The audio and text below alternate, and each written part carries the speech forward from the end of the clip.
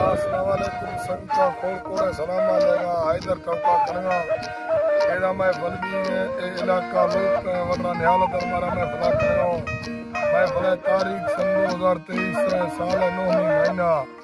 23 तारीख रोशा में बलबी ने टाइम तकरीबन लेकिन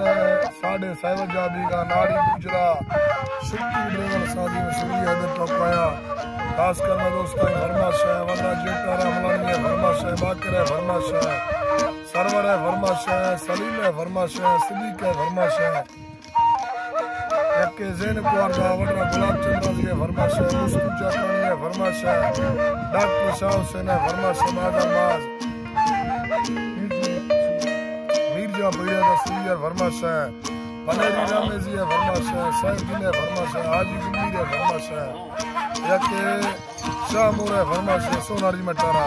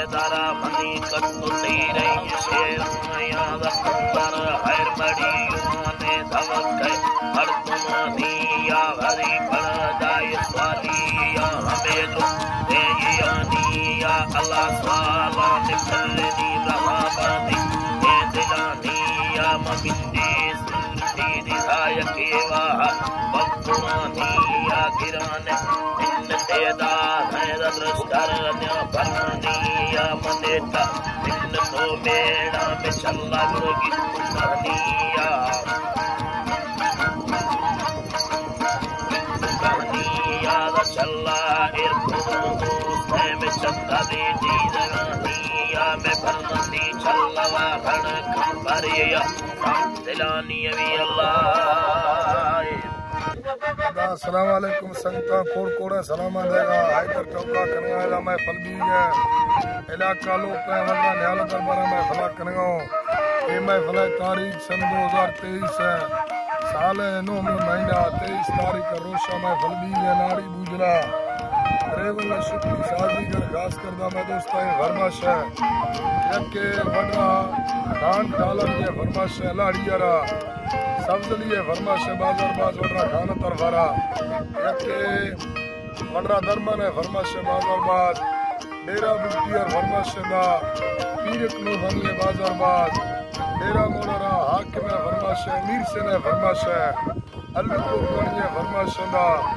यके सऊदी अरब में दोस्तों फरमाश हाजी इकबाल फरमाश हाजी Kullu फरमाश बाजारबाद Vadra दायम फरमाश Saudi अरबारा Vadra Riyaz Khan फरमाश Saudi अरबारा यके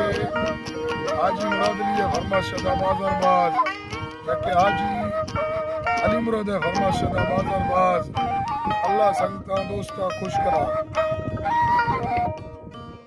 Thank you.